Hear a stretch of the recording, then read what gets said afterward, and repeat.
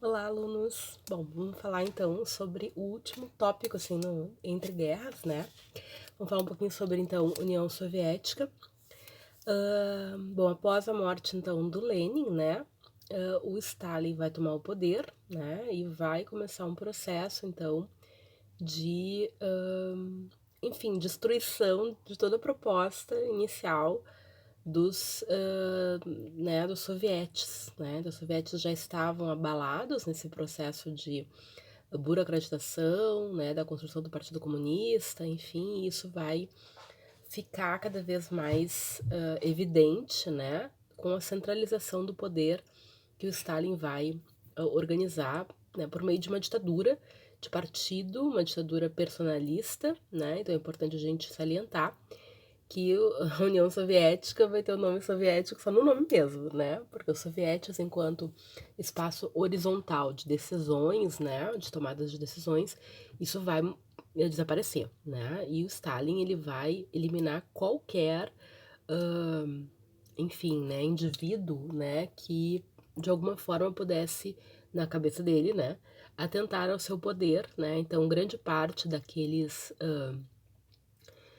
indivíduos, né, importantes no processo da revolução, os grandes pais fundadores da revolução serão mortos um por um, né, no que a gente vai chamar de grandes expurgos, né? Então é importante a gente salientar. Esse início, né, do governo do Stalin vai ser um momento crítico, né, nesse processo de, digamos assim, luta pelo poder ou de consolidação do seu poder, né? E é um momento que a gente vai mais ter perseguições políticas, assassinatos, enfim, né? Esse vai ser o grande boom, né? É claro que a gente tem que ter um certo cuidado, né, com as fontes de informação, porque a gente sabe que as fontes de informação, tanto sobre a Revolução Russa quanto sobre o período stalinista, são muito contaminadas, né? São muito, enfim, né? Nós temos vários livros aí que trazem dados, assim, gigantescos, né? Que, sei lá, Stalin teria matado um número de pessoas que nem tinha na União Soviética naquele período, enfim. O que não tira, né, o que não desmerece o fato de que foi uma ditadura personalista, totalitarista e sangrenta, óbvio, né? Só que a gente tem que ter um certo cuidado, porque às vezes há um certo número assim muito exacerbado e que não condiz, né, com a realidade, né? Essas contabilidades são tem que sempre cuidar das fontes, né, pessoas? Em história, essa é a grande questão, né? Você tem que buscar fontes, né, e sempre observar quem está falando, de onde está falando, né? Se essa pessoa, né? Porque hoje em dia todo mundo todo mundo acha que história é opinião e não é. História é uma ciência, né? E, enfim, fala um monte de asneira sem ter enfim, respaldo mesmo, né, científico para tanto. Então, a gente sempre tem que ter esse cuidado, principalmente em assuntos que geram, né, essas controvérsias, digamos assim, né. Bom, então, basicamente a gente vai ter, como eu disse para vocês, né, essa perspectiva de coletivização, né, dos meios de produção, coletivização da terra, né, ela acabou sendo então realizada mais durante esse período do Stalin, exatamente por todo esse problema que a gente teve antes, né, do chamado comunismo de guerra, que eu falei para vocês, né, ou seja, um momento no qual a gente tem essa situação, né, bastante complicada, bastante grave, né, nesse, nesse processo, certo? Então a gente vai ter a coletivização do campo, a gente vai ter um momento, então, né, que essa propriedade, digamos assim, ela vai ser, em tese, uma parte, né, coletivizada entre né, entre as pessoas, enfim, entre os camponeses, e uma parte que vai ser, digamos assim, pertencente ao Estado, no qual as pessoas vão ter que ir lá trabalhar em determinados momentos, né, como quase como uma servidão coletiva, digamos assim, e esse produto, enfim, será direcionado aos, enfim, né, ao Estado. Então, o partido basicamente, né, considerava a propriedade privada no campo algo, né, errado, digamos assim. Então, o campo deveria ter essa perspectiva de, hã, digamos assim, de grandes terras, né, que vão ser, cuja produção será socializada, tá. Então não é uma ideia de pequenas propriedades que poderiam estagnar a produção, mas grandes propriedades, certo? E que vão alguma dessas grandes propriedades vão ficar na mão, sua produção vai ficar na mão da população, e uma parte dessas terras, que são as melhores, vão ficar, né, com a produção nas mãos do Estado, certo? Então, basicamente, a gente vai ter essa perspectiva, a partir mais ou menos de 28, 1928, essas grandes propriedades coletivizadas. Então, né, para produção. Então, basicamente, a gente vai ter, né, essa substituição dessas pequenas e médias propriedades, que ainda, né, muitas estavam ainda nas mãos dos chamados kulaks, né, que era um grupo, digamos assim, de uma certa, como que eu vou dizer, tipo, uma classe média rural, digamos, tá? Então, os kulaks, né, que vão estar nesse processo.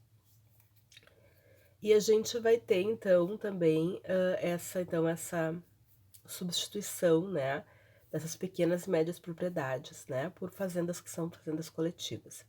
Então, tem os kolkhozes e os sovkhozes, né? Então, os kolkhozes eram aquelas grandes cooperativas, certo?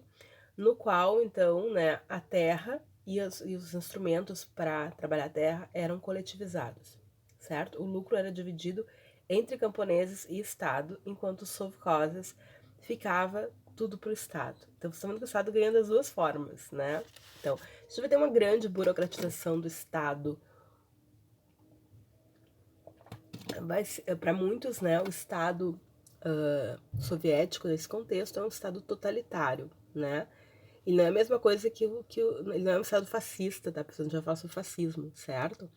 Mas ele é um Estado totalitário. Em que sentido? É que o Estado tem gerência sobre todas as esferas sociais, né? Isso é mais ou menos, né, a ideia inicial da Hannah Arendt, que é foi uma filósofa e que cunhou esse termo do totalitarismo, enfim, apesar né, a obra dela, chamada Origens do Totalitarismo, uma das obras dela, né, eu pessoalmente tenho sérias ressalvas, assim, né, em relação ao que ela escreve, ao que ela escreveu. Mas algumas coisas eu acho interessantes. Então, a ideia do totalitarismo no sentido de um Estado total, um Estado que de alguma forma tenta gerenciar, né? Claro que a gente tem ali, né, disputas de micropoderes ali, mas é um Estado que tenta gerenciar muita coisa, certo? Bom, então a gente tem essas duas formas de organização da Terra, né? Os kolkhozes e os sovkhozes, tá? A coletivização ela vai ser imposta, obviamente, né, por meio de violência, né, aqueles camponeses que tinham conseguido terra naquele contexto, né, vão de alguma forma novamente perder a sua posse da terra, né, então há uma série de situações, né, que vão, enfim, que vai ter esse problema, essa disputa, afinal de contas é um regime que vai se instaurar, né, como todo regime totalitário, por meio de violência, por meio de propaganda, por meio de cooptação, por meio de, enfim, né? Esse é um regime totalitário sempre assim, né? Mas, enfim, então, muitos acabaram, então, né, sendo presos, sendo, né, condenados a trabalhos forçados, né, enfim. Então, nessa situação a gente vai ter muitas situações, né, de desorganização, principalmente nesse início dessa instalação desse processo, situações de fome, desorganização do trabalho no campo, a produção diminui, a fome aumenta, enfim, a gente vai ter vários problemas aí nesse sentido. Bom, então, basicamente, né, a gente vai ter algumas mudanças, né, em relação à questão da economia. Então, a NEP, ela vai, né, sendo substituída, e a ideia, de fato, é de que o Estado organize todo o plano econômico, né? Então, é uma planificação econômica que vai ficar na mão do Estado, né? Então, basicamente, vai ter um investimento muito grande do Estado a algumas áreas, né, da economia, né? Então, lembrando o que é a NEP, né? Então, a NEP era a nova política econômica que foi instaurada pelo Lenin ainda, visando, pós-guerra civil, que a Rússia vai viver, tentar, digamos, recuperar um pouco a economia que estava muito abalada, certo? Então, a gente tem essa situação. Bom, Então, nessa perspectiva da planificação da economia, a indústria da União Soviética ela vai, então, começar, basicamente, a se organizar em pontos essenciais, como siderurgia, transporte, química, indústria pesada, petróleo, armamentos, então todo né, um setor, né, que vai ser muito fundamental, né? Então, implantação de estradas de ferro, de hidrelétricas, né? Vários complexos industriais. Então, há um investimento nesse setor de modernização da economia, né? E o fato é que a economia da União Soviética nesse período vai crescer absurdamente, enquanto o Ocidente vai vivenciar uma crise do liberalismo. Então, isso, claro, é que a gente digamos, não vai chegar tanta informação, né, sobre como está sendo esse, né, esse crescimento econômico, certo? Ou o que faz esse crescimento econômico ocorrer, né? Que a gente sabe que está muito vinculado exatamente a um plano de metas, enfim, a obrigação da população, violência, etc, etc. Né? Mas isso não chega lá. O que chega é, bom, né, o Ocidente está numa depressão econômica gigantesca, enquanto a União Soviética, nesse modelo alternativo, está crescendo a 70%. Então, realmente, é uma situação, né, que vai abalar, digamos assim, muito do imaginário no Ocidente, né? Então, a gente vai ter esse planejamento estatal, né, sendo que nós tínhamos, a União Soviética tinha um órgão específico para esse planejamento, que era a Gosplan, né, que organizava esses planos estratégicos, certo? Então, estabelecendo quais indústrias deveriam ser construídas, em que lugares essas indústrias deveriam ser construídas, né? Metas de aumento de produção, ou seja, né, estipulava o aumento de produção, e aí você tinha que cumprir essas metas, de qualquer jeito, né? Então, muito, né, nesse sentido. Aí foram elaborados os chamados planos quinquenais, que são planos que visavam de 5 em 5 anos, né? Então, o primeiro foi de 28 a 32, né? O segundo de 33 a 37, e aí o terceiro vai pegar a Segunda Guerra Mundial, e aí a coisa vai, né, não vai sair conforme o planejado. Então, toda a agricultura também tinha todo um plano de metas também para a agricultura, né? Devia produzir tanto, enfim, né? E havia toda uma pressão, obviamente, né, pessoas, para que se cumprissem essas metas, né? Tudo bem até aqui? Sim, tranquilo? Então tá. Qualquer dúvida que vocês tenham, gente, vocês anotem, por favor, e me levem, então, na próxima aula, tá? Que a gente retoma, tá? Bom, então, como eu falei para vocês, né, o Stalin vai construir um regime que eu falei para vocês totalitário, né? Ou seja, é um regime total. Você tem que estar absorvido. Não basta você, né, enfim, ficar na sua, né? A ideia é que você tem que aderir àquilo, né? Esse é o básico do regime totalitário, tá? Então, toda a oposição vai ser perseguida ou eliminada, né? Ou suposta, né? Oposição. Então, todos aqueles, como eu falei para vocês, os grandes nomes, né? Do, do processo da revolução vão ser eliminados, né? E aí, então, a gente vai ter uma ditadura, né, personalista, o stalinismo, né? Então, mais uma vez, também é importante a gente sempre salientar que a experiência da União Soviética não foi uma experiência comunista, tá? Quem diz isso, se na verdade não sabe o que é comunismo. É claro que fica mais fácil, eles mesmos, né, aderiam a essa titulação, mas o que a gente teve, na verdade, foi uma ditadura personalista de partido, né? E que, enfim, ficou muito distante da proposta soviética lá dos seus primórdios, certo? Porque os sovietes era o quê? O soviete era a assembleia. Era a assembleia de trabalhadores, de operários que decidiam, que deliberavam e tomavam as decisões. Agora isso não existe mais, né? Agora é o Stalin que decide e ele vai basicamente eliminar todo mundo, tá? Né, como o Zinoviev, como o Bukharin, como caras importantes, né, fora o Trotsky, né, que vai ser eliminado na década de 40, mas que já estava exilado há bastante tempo, né. Então, esses processos, ele vai criar uma série de processos fake, né, que as pessoas vão ser condenadas por coisas absurdas que elas nunca fizeram, né. Então, a gente vai ter essa situação, né. Então são julgamentos que vão ser assim, tipo, espetáculos, né, enfim, tenebrosos, e que vão levar então à condenação à morte desses personagens, né, e enfim, toda uma questão paranoica, né, além do que a gente vai ter também, né, toda a questão de vigilância, de terror, né, a gente vai ter polícias políticas, né, exatamente para isso, né, para fazer esse controle, né? E as pessoas acabam fazendo um autocontrole também, né? E também, né, pessoas, a gente vai ter basicamente essa questão de, também de muita propaganda. Então a gente tem muitos cartazes, né, desse período stalinista, exaltando a questão do trabalho, exaltando o próprio Stalin, né, e a sua imagem, né, como uma figura de referência, como um paizinho, como, né, enfim, um personagem né, importante nesse processo, né.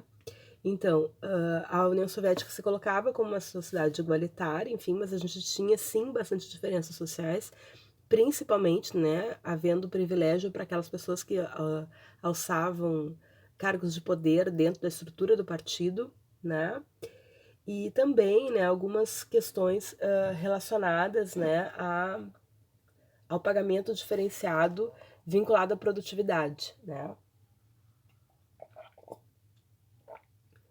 Então, esse estabelecimento de metas também, né, fazia com que houvesse esse processo de diferenciação salarial, né. A gente tem vários livros interessantes para pensar um pouquinho essa deturpação do processo da Revolução Russa, que acho que vale muito a pena, né, como a Revolução dos Bichos, por exemplo, né, em 1984, os dois do Orwell, né, que é um baita no escritor. É maravilhoso, os livros dele são curtos e são muito bons. E ele fala um pouco, o Orwell era um comunista, né, que acaba se decepcionando com o stalinismo, né? Então pra gente ver que não é a mesma coisa, né?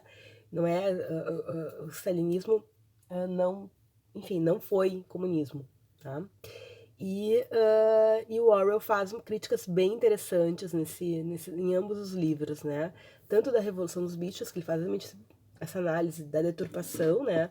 Quanto depois do processo de uma sociedade controlada, vigiada pelo chamado Grande Irmão, Big Brother, né? Que em grande medida vem nessa ideia. Ou seja, uma sociedade vigiada, né? Vem essa questão do Big Brother aí, que esse programa que tem, ele vem esse nome vem de inspiração do livro 1984, do Orwell, que é muito bom. E, bom, então, a gente vai ter então, né, essa elite que vai acabar surgindo, principalmente por essas diferenciações, né, que são basicamente, né, pessoas que conseguem acessar cargos né, e funções como cientistas, engenheiros, né, técnicos, né, e também, né, altos funcionários, como eu falei, da burocracia do Partido Comunista, certo? Então eles recebiam salários mais altos, tinham acesso a produtos diferenciados, moradias diferenciadas, e aí a gente acaba, como eu disse para vocês, né, acabando tendo, em certa medida, algumas coisas que acabam sendo mais do mesmo, né? Então, de modo geral, a população, né, tinha muitas dificuldades, certo? Mas tinha algumas, como eu falei para vocês, toda uma perspectiva também de propaganda, e tinha algumas situações que eram atendidas, né? Inclusive nesse discurso, né, de se construir uma nova sociedade, de se construir um homem novo, enfim, né? O que acaba não, né? Enfim, não. Mas essa ideia do patriotismo, do nacionalismo, isso vai ser muito também mobilizado, né, pelo Stalin, né, pelo programa do stalinismo, certo? Então, basicamente, né, como eu falei para vocês, o poder estava concentrado nas mãos do Stalin, nas mãos do Partido Comunista, né? E havia, então, como eu disse para vocês, todo um aparato porque é o que geralmente essas ditaduras personalistas trabalham, todo um aparato de propaganda e um aparato de repressão, né? Que muitas vezes se coadunam para a gente poder ter, né? Esse fator, certo? Então, por fim, né, nesse capítulo que eu vou deixar para vocês no sistema, lá no Moodle, fala um pouquinho também sobre a experiência do México nesse período, tá? O México ele vai passar por um processo revolucionário lá na década de 10. A gente vai trabalhar com vocês um pouquinho sobre isso, né, futuramente. Acho que é importante a gente falar sobre a Revolução Mexicana, mas enfim, o fato é que a Revolução Mexicana que vai ser uma revolução que vai ter, digamos assim, desdobramentos bem importantes, tá? nesse início ele vai deixar realmente marcas profundas na sociedade, eu vou falar para vocês, né, futuramente sobre isso, mas o fato é que mais tarde a gente vai ter, nesse período pós-revolucionário, a eleição de um presidente chamado Cárdenas, né, em 34, e que vai, digamos assim, fazer uma série de inovações, né, nesse contexto aqui do México, como, por exemplo, né, reforma agrária, né, enfim, principalmente de áreas que eram consideradas não produtivas, digamos, né? Então, Cárdenas, ele era um cara, então, que vai ter digamos assim, uma carreira, ele é um militar, ele vai ter uma carreira importante durante o processo da Revolução, né? Mas ele vai ter como é que eu vou dizer, essa ligação com o movimento operário. Acho que ele é considerado por muitos como digamos assim, governante populista. A gente vai falar sobre esse termo, populismo, que é um termo que eu não gosto, pessoalmente falando, tá? Mas, enfim, é um termo que foi cunhado e que se mantém na historiografia, então não tem como fugir dele, porque ele aparece muito, tá? Então, o Cárdenas, ele é um cara, então, que vai criar esse governo com uma forte base popular. Então, ele vai realizar a reforma agrária, por exemplo, um pouco, né, de uma forma menos tímida do que já havia sido feito, certo? Então, ele vai né, fazer essa distribuição de áreas fundiárias, né, o que acaba atingindo, né, o poder de muitos latifundiários, né, que mandavam no México. O México era um país, nesse contexto aí, extremamente agrário, e tudo que houvesse de tensão social era vinculado à questão da terra, né, a disputa pela terra.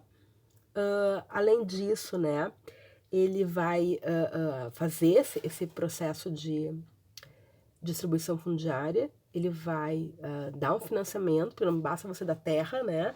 Você tem que também permitir que essa pessoa possa plantar, né, nessa terra. E também havia também um modelo de que essas pessoas que estavam, né, recebendo terra também recebessem armas para sua própria proteção, né? Porque havia a tendência de que esses grandes latifundiários se organizassem, né, contratassem jagunços, enfim, coisas que a gente vê até hoje, né? Bom, nacionalização do petróleo é outra medida que ele faz também, uma coisa bem importante, tá, pessoas? Que era isso bem, né, bem antes da criação da Petrobras e né, da campanha O Petróleo é Nosso e coisa e tal, né? Hoje em dia a gente sabe o que está acontecendo, né? Com a Petrobras, mas enfim, nesse contexto, então, né, o petróleo, então, é um produto importante, era um produto bem importante no México, né? E a sua exploração e a comercialização estava na mão de empresas estrangeiras, né? E aí, então, o fato é que o lucro, né, que era um lucro altíssimo dessa atividade, ficava muito pouco para a população, para o Estado mexicano, né? Então, em 38, a gente vai ter, então, uma nacionalização, né, dessa indústria, né? Ele vai expropriar campos petrolíferos e vai criar, então, né, a Petrobras mexicana, que vai ser a Pemex, Petróleos Mexicanos, para administrar essa situação. E aí, né, claro que as empresas estrangeiras que exploravam, ganhavam muita grana com isso, vão contestar, né? Mas, inclusive, se cogitou, né, invasão do México por parte dos Estados Unidos e coisa e tal. E houve, né, na verdade, algumas medidas de sanções econômicas, enfim. Mas, naquele momento, aquilo foi encampado, digamos assim, né? Foi uma coisa que se, se bateu o pé, assim, né? E apesar de ter diminuído um pouco a compra do petróleo mexicano, exatamente por pressão dessas empresas, né, europeias e estadunidenses que perderam, né, nesse processo, né. Então o governo Cárdenas, né, ele era um governo que não era assim comunista, socialista, né, mas era um governo nacionalista, como vai ter vários outros assim com esse ideário, um ideário muito digamos assim, colocado nesse período, muito espalhado nesse período, né. E aí, então, a ideia realmente era de um desenvolvimento, né, era um nacional desenvolvimentismo, como a gente diria, né, ou seja, era um governo né, que tinha esse cunho nacionalista de proteção de alguma forma, né, dos produtos daquele país, certo? Bom, gente, era isso, tá? Essa parte de entre guerras que eu queria trazer para vocês, né? E se vocês tiverem dúvidas, né, por favor, só falar. E eu vou deixar também um exercício aí, uma atividade para vocês que a prof vai colocar e semana que vem a gente se encontra, tá bom? Beijo!